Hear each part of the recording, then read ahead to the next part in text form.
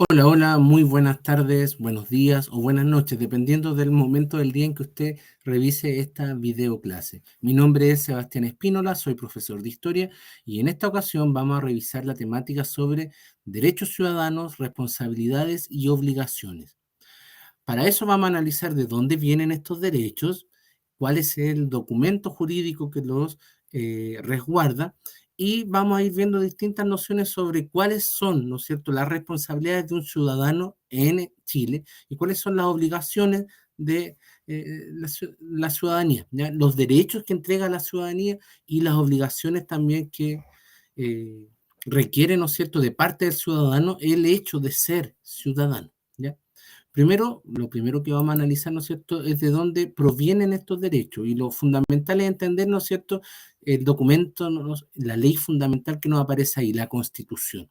Recordar que la Constitución política de una república o de un país es el cuerpo legal más importante de ese Estado. Es la ley fundamental, es la Carta Magna, son sinónimos que hacen referencia al mismo documento, a la Constitución, ¿ya? Es yo siempre les digo a mis alumnos el rayado de cancha, ¿ya? Jurídicamente, ¿no es cierto?, hay unos márgenes, ¿no es cierto?, y ese rayado es la Constitución. Todo lo que ocurra legalmente, normativamente, dentro de un país, tiene que cumplir y estar dentro de los márgenes de esa cancha, ¿ya?, que es la Constitución. Si yo transgredo, entonces estoy pasando a llevar la Constitución y como es la ley más importante, entonces esa normativa, esa ley, se declara inconstitucional y no puede entrar en vigencia porque está rompiendo los márgenes de la máxima ley del país, que es la Constitución. La Constitución y las constituciones en el mundo generalmente hacen tres cosas, lo que aparece ahí.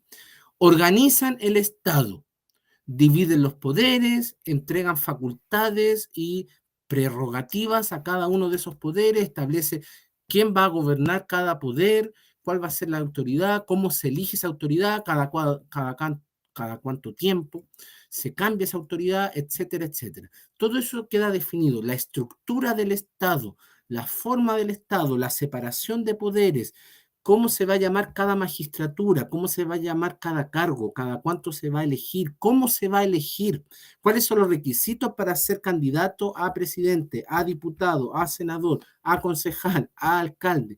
Todas esas cosas las establece la Constitución, ¿ya? Cómo funciona el poder ejecutivo, cómo funciona el poder judicial, cómo funciona el poder legislativo, quiénes componen eso, todo eso aparece en la Constitución. Lo fundamental, después hay leyes, leyes orgánicas constitucionales que son la ampliación de esa temática, amparado en los límites que la Constitución dejó, ¿ya? Tampoco la Constitución puede nombrarlo todo sobre el Poder Ejecutivo y todo, no, lo básico, los lineamientos básicos. Después el detalle vendrá en una ley que se llama orgánica constitucional, ¿ya?, que amplía esa temática. ¿Qué más hacen las constituciones? Generalmente en todos los países del mundo, organizar la sociedad, dar lineamientos sobre cómo se organiza el país, ¿ya? Las libertades, los derechos que hay a nivel social, etc. En el caso de nuestra constitución chilena, vigente actualmente, la última que aparece ahí, la del año 80, eh, tiene una especie de declaración de principios al respecto, porque en uno de sus primeros artículos señala que el núcleo fundamental de la sociedad es la familia. Y después dice que el Estado ampara, protege todos los grupos intermedios que hay entre la familia y el Estado, o sea, la sociedad civil. Y eso es algo interesante de nuestra constitución, ¿ya? Eso ya no es tan común, ¿ya? Sí dar algún lineamiento, pero ser así de específico es raro, ¿ya? Y aparte porque ahí hay una mirada, ¿no es cierto? Y un lineamiento más bien filosófico, religioso, respecto de cómo debiera organizarse la sociedad. Y por eso esta declaración, como les digo, de principios. La familia, núcleo fundamental de la sociedad, lo dice los primeros artículos de la Constitución. Después, reconocer la existencia de sociedades intermedias, de cuerpos intermedios, entre el individuo y la familia y el Estado, ¿ya? Que es toda la sociedad civil, iglesias, colegios, universidades, juntas de vecinos, clubes deportivos, todo lo que pueda existir, ¿ya? Entre medio del Estado, máxima organización social, y la familia, básica organización social, la más básica de todas. Por último, ¿qué más hacen las constituciones? Entregar derechos y deberes fundamentales a las personas. Más que entregar, yo ahí ocupo más la palabra reconocer, porque cuando un derecho es fundamental, se entiende que es inherente a la naturaleza humana, es propio por el solo hecho de ser persona y no tengo que cumplir ningún otro requisito. Y como ese derecho de la naturaleza humana es anterior al Estado, porque el Estado lo crean los humanos están primero, el deber del Estado es simplemente reconocer y amparar esos derechos.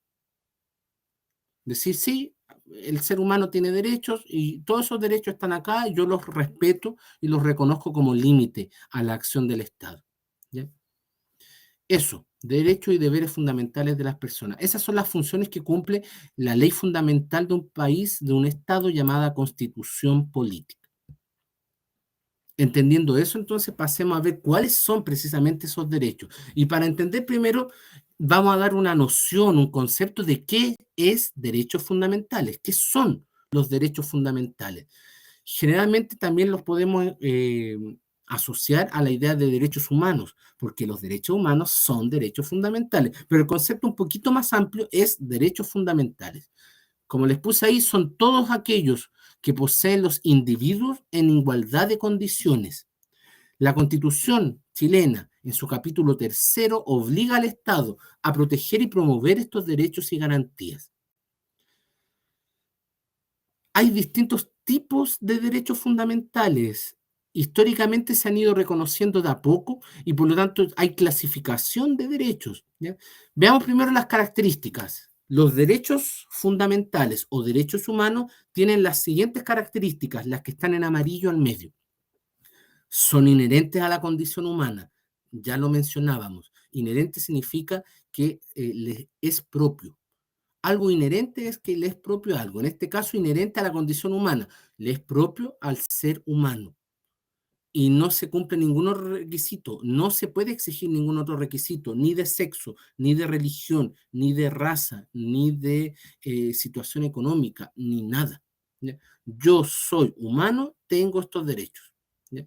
Otra cosa es que mi Estado los respete o no, o que mi Estado los promueva o no, o los garantice o no, pero todas las personas de la raza humana en el mundo tienen estos derechos, ¿ya? Lamentablemente hay estados donde no se respetan los derechos humanos, no se respetan los derechos fundamentales, por distintas circunstancias históricas, políticas, económicas, ¿ya? Pero este conjunto de derechos, que ya vamos a ver algunos, son inherentes a la naturaleza del ser humano. Otra característica, son inalienables. Alienable significa que pueda distorsionarse. Alienar significa distorsionar, cambiar. Y aquí nos dice que los derechos fundamentales son inalienables, o sea, no los puedo alienar, no los puedo distorsionar. Su contenido es tal, es así de específico que yo no lo puedo distorsionar. Si es un derecho fundamental, es así tal cual se reconoce y tal cual se declara. Y no lo puedo cambiar, ni distorsionar, ni modificar. Es inalienable. ¿Ya? Otra característica, los derechos fundamentales son absolutos, son totales. Es un mandato, ¿no es cierto?, que se debe cumplir. Insisto, lamentablemente hay lugares donde no se respeta, no se transgrede, pero eso es grave y no corresponde. ¿Ya? Son inviolables, lo mismo. No se pueden pasar a llevar, no se pueden violar. Y son imprescriptibles, no vencen, no tienen fecha de caducidad, no se agotan. No, el derecho a la educación, la libertad de culto, la libertad de conciencia, no tiene fecha de vencimiento, son para siempre. No es hasta los 60 años de vida de una persona y después no tengo más derecho a la educación, o no tengo más derecho a la salud, o no tengo más libertad de conciencia. No, es un derecho fundamental y es imprescriptible, no se agota nunca. Y cualquier violación a ese derecho, puede haber sido hace 15, hace 20, hace 40 años atrás, es imprescriptible. Es igual de condenable a pesar del tiempo que pasó. ¿Ya? Recuerden que los delitos normales, que no atentan contra derechos fundamentales, prescriben, se agotan. Después de 5 años generalmente ocurrió ese delito y ese delito ya no puede ser perseguido legalmente. Se agotó, yo puedo reconocer, sí, se cometió ese delito, pero pasó el tiempo, ¿no es cierto?, donde podía ser perseguido y condenado, prescribió el delito, se venció y por lo tanto ya no puede ser juzgado y condenado, ¿ya? En cambio, los derechos fundamentales son imprescriptibles. Pueden pasar 60, 100, 200 años. Fue un delito contra los derechos fundamentales. ¿Ya? Otra cosa es si lo podamos condenar o no. Generalmente se puede, actualmente. Antes quizás no era más difícil poder condenarlo. ¿Ya? Eso con las características de los derechos fundamentales. Y después tenemos una clasificación que es más bien histórica. Es a medida en la historia en que se fueron reconociendo, surgiendo y desarrollando derechos.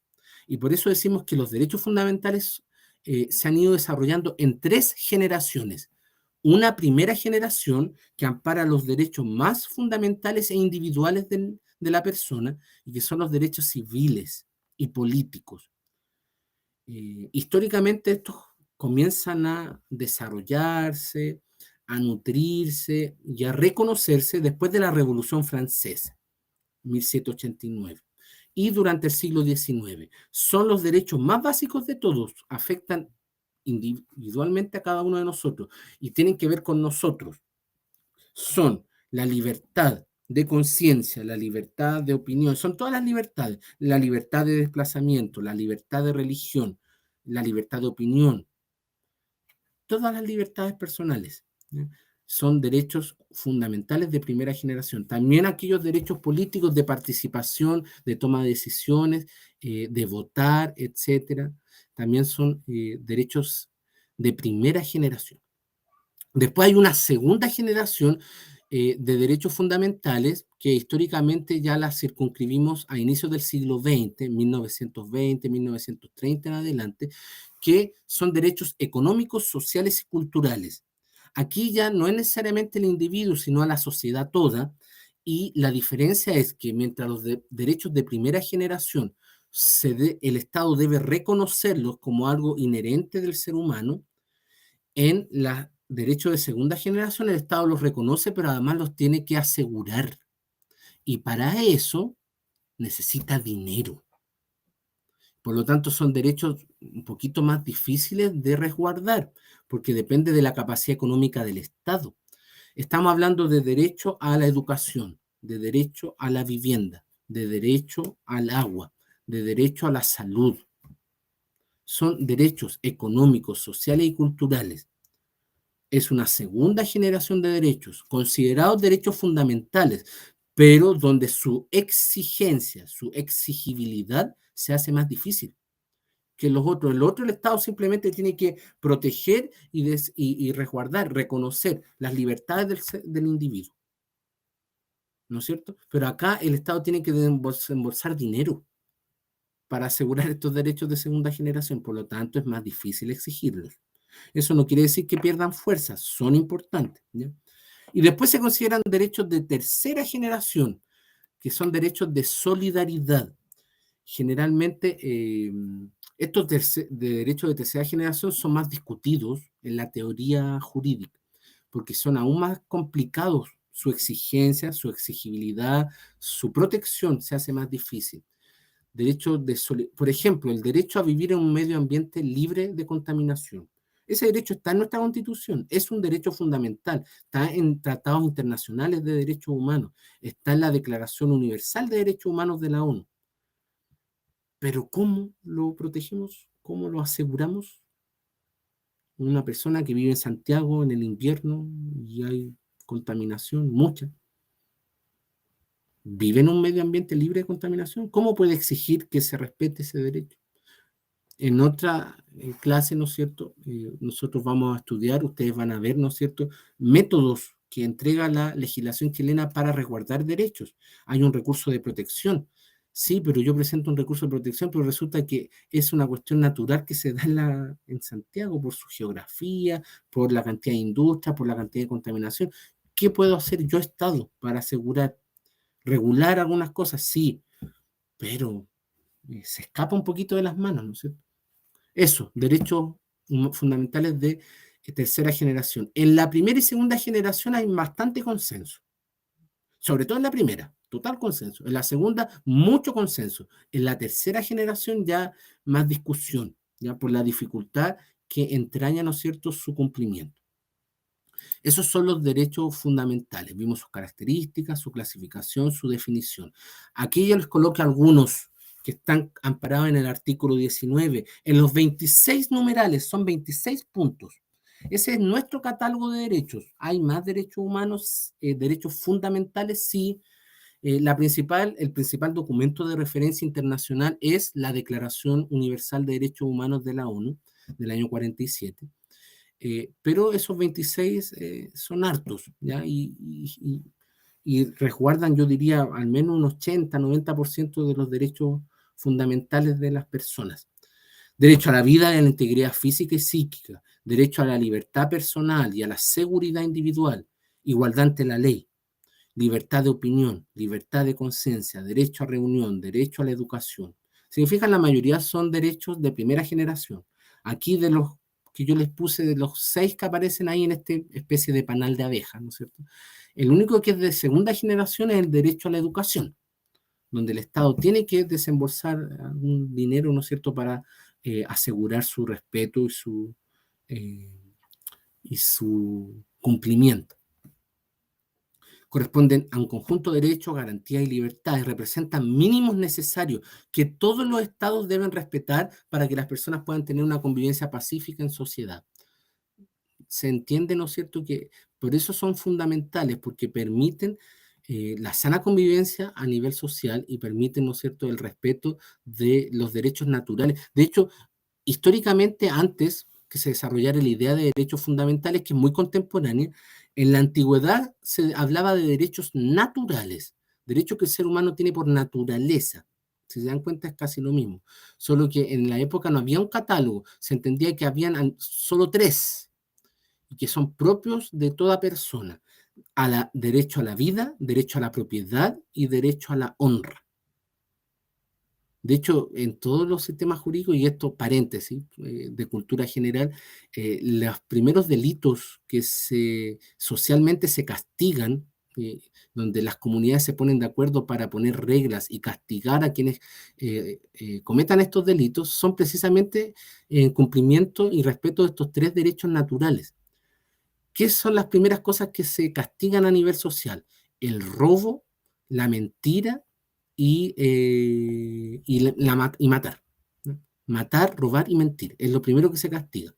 Matar atenta contra el derecho a la vida. Robar atenta contra el derecho a la propiedad. Mentir atenta contra el derecho a la honra de cada uno. Y eso a nivel histórico. Y cierro el paréntesis como de cultura general, ¿ya? Eso. Así que eso a nivel histórico, primero derechos naturales, esos derechos se entendían, ¿no es cierto?, y se respetaban, se castigaban duramente a las personas que los transgredían. Después se fue ampliando, ¿no es cierto?, esta idea, ya después de la Revolución Francesa, más derechos, más específicos, ¿no es cierto?, hasta que llegamos actualmente donde hay tratados internacionales, documentos y constituciones, leyes fundamentales de cada país que bajan, hacen el trasvasije, ¿no es cierto?, de estos derechos para que sean respetados y promovidos en cada estado, ¿ya? Con más o menos éxito, dependiendo de qué país, ¿no es cierto? Pero eso es lo que debiera ocurrir.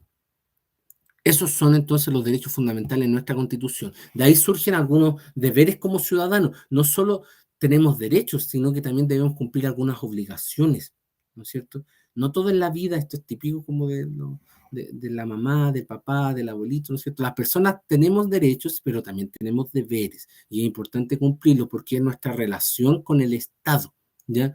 El Estado busca el bien común, el bien de todos, ¿no es cierto? Pero nosotros también tenemos que aportar para que el Estado pueda, ¿no es cierto?, conseguir ese bien común, ese bien de todos y cumplir su rol de protección de derechos humanos, protección de derechos fundamentales, de promoción de esos derechos, etc. Y para eso el ciudadano debe ser responsable, debe cumplir con sus obligaciones y debe resarcir daños cuando rompe esos deberes.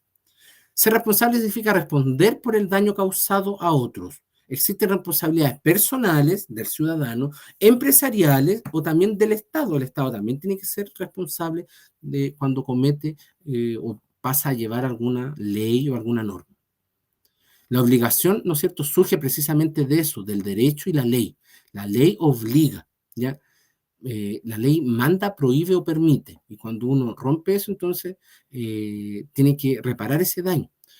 La obligación consiste precisamente en eso, resarcir el daño que uno causa cuando no cumple con la ley o cuando hace todo lo contrario, ¿ya? Y el daño precisamente es la acción intencional, consciente o no, que perjudica a otros.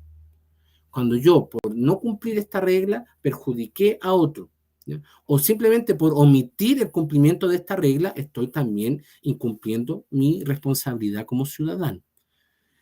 Ambas situaciones conllevan sanciones civiles o penales, ¿ya? Eso, porque se entiende que es fundamental para mantener la confianza, la estabilidad en una sociedad que se cumplan las normas que todos nos hemos dado para la convivencia pacífica, ¿ya? Continuemos con esto de los deberes del ciudadano. Y ahora veámonos desde el punto de vista de obligaciones que tiene el ciudadano con el Estado. El Estado funciona, ¿no es cierto? Y su única forma de funcionar y de financiar el funcionamiento, el resguardo de derechos, la protección, la búsqueda del bien común, los poderes del Estado, el servicio de justicia, salud, educación, es mediante la recaudación de impuestos. Y todos debemos pagar impuestos para que el Estado funcione, o si no, no funciona, porque el Estado no es una empresa que genera riqueza. El Estado nos asegura y nos garantiza, ¿no es cierto?, un mínimo de derechos, de libertades, de protección, etcétera, a cambio de que nosotros tengamos que aportar, ¿no es cierto?, a este chanchito, ¿no es cierto?, para que el Estado pueda cumplir esa función y podamos todos vivir pacíficamente en sociedad. Así que ahí surge la obligación tributaria del ciudadano, que es pagar impuestos, ¿no?, que no solo lo tienen los ciudadanos individualmente, sino también corporativamente, las empresas, ¿no?, las personas naturales, nosotros, y también las personas jurídicas, las instituciones o empresas, ¿ya? ¿Qué son los impuestos? Cargas legales y obligatorias que los individuos deben pagar al Estado. Por eso se llama impuesto, es una imposición obligatoria. Estado el cual posee un sistema tributario para recaudar esos impuestos, ¿ya? En el caso de Chile, el encargado es el Servicio de Impuestos Internos. Y ahí una pequeña definición de tipos de impuestos. Después, el Estado, ¿para qué cobra impuestos? Ya lo he mencionado, para tener recursos necesarios para el ejercicio de sus atribuciones y sus funciones, para financiar los gastos de administración del Estado, las inversiones sociales, las obras de infraestructura, puentes, caminos, hospitales, colegios, para la seguridad nacional y financiar la policía, el ejército, etcétera, y para la prestación de diversos servicios, que generalmente están asociados al resguardo de derechos fundamentales, ¿ya? Por último, mencionemos algunos desafíos que entrañan, ¿no es cierto?, el funcionamiento de nuestra democracia y de nuestra participación como ciudadanos. De partida, ¿no es cierto?, la participación juvenil, aquí más que juvenil, la participación ciudadana. Yo lo puse ahí juvenil pensando, ¿no es cierto?, en un grupo más joven, ¿no es cierto?, de estudiantes, pero no necesariamente es que es parte elemental de una sana democracia que los ciudadanos participen a través de las múltiples formas de participación que estudiaremos en otra clase, en otra videoclase, ¿ya? Porque hay varias y las vamos a desglosar, pero no en esta sesión. Pero es fundamental que haya participación, que esa participación sea potente, fuerte, ¿ya? Y lamentablemente muchas veces, sobre todo en los jóvenes, vemos cierto alejamiento del sistema político tradicional por distintos motivos, ¿ya? Pero el problema de alejarse de eso significa dejarlo votado y que eso va a seguir funcionando igual. y por lo tanto que se pierda contacto, ¿no es cierto?, entre los intereses de los ciudadanos y los intereses que promueve el sistema político y nuestros representantes. Muchas veces los partidos políticos han perdido la capacidad de atraer a los ciudadanos, no solo a los jóvenes, a los ciudadanos en general. Y los ciudadanos no nos sentimos representados por esos proyectos políticos. Y eso es triste porque resulta que la sociedad quiere algo y los partidos políticos, que son los encargados de mediar entre la ciudadanía y el Estado, no están representándonos adecuadamente, ¿ya? Y generalmente eso se ve acrecentado, ¿no es cierto?, aumentado por el excesivo individualismo de nuestra sociedad. Cada uno se preocupa de su asunto y me despreocupo de los asuntos colectivos. Y recuerden que el ser humano vive en sociedad. El Estado nace precisamente para regular esa convivencia social. Las personas no somos entes aislados que no dependemos de otros. Siempre dependemos, en mayor o menor medida, del colectivo, del grupo, ¿ya? Eso, por eso es importante entonces también participar y hacernos cargo, ¿no es cierto?, de los asuntos de nuestro gobierno y de nuestra democracia. Otros desafíos de nuestra democracia en Chile, el pluralismo en los medios de comunicación. Los medios de comunicación en algún momento fueron definidos como el cuarto poder del Estado, así de relevante se les entendió, ya en el sentido de que informan, forman opinión pública, influyen sobre la opinión y el pensamiento de las personas, moldean, ¿no es cierto?, las opiniones de los ciudadanos en distintos temas. Entonces es fundamental que existan muchos medios de comunicación con distintas tendencias, con distintos enfoques, ¿ya?